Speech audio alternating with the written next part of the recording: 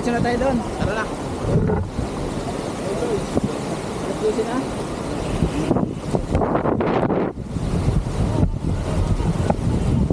Pagkatapos doon, balik na tayo.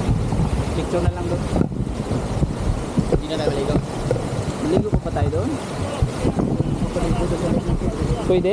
Hindi, di ba? Oo, malakas ang Sa bungad kaya maligo at saka kung gusto nyo dyan, no, may tinanan natin. Hindi na lang. Dami tayo bumungad eh. Okay, bitin po sa mga bukal. Yan lang, no. Bago pa magpas mo, kagabit ko mo. Okay lang yun. Parang sabi-sabi ko. Parang kita lang yung pumunta dito, walang iba. Umuwi na. Oo, yung kanina, dito na yun. Madalang kasi kung napunta dito, kasi mamahalan. Nakakakis lang. Hulog. Hulog. Pulo na. Ikaw. Kala ko tao eh. Yun. Ulo guys. Ulo ng alin. Tao. Doon na lang tayo. Gusto ko lang dito. Dito na lang. Ang suggest ko, kung hindi tayo papasok sa loob, dito lang tayo. Wala tayong babayaran ng 10 pesos. Ah, okay. Kung gusto nyo magpasok, pasok lang. May 10 pesos ulit. Oo. Pag tumawid sa tulay. Oo. Sige. Eh, sayang naman kung hindi naman pwede maligo doon. Kasi wala rin. Wala din choice. Kung hindi maligo, walang bayad yun. Hindi. Ah.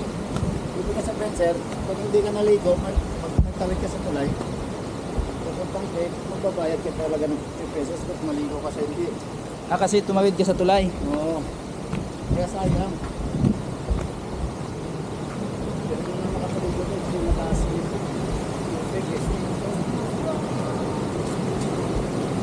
Kasi survey mo na to.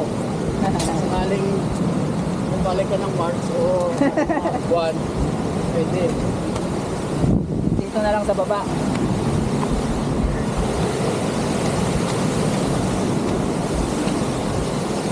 Hanggang dito lang tayo. Hanggang doon. Tayo.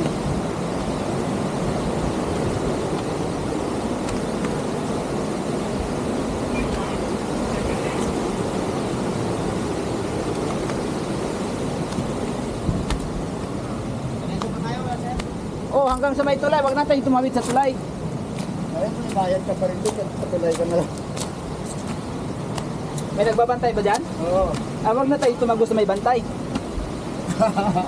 Sige lang ka rin. Hindi. Dito, may bayad pa rin dito? Oo, hanggang dito lang tayo. Hanggang dito lang. Oo, wag na tayo dito patulay kasi. Ah, walang bantay. Ayun, nandun. Nagkatakola na. Ayan na si Kuya.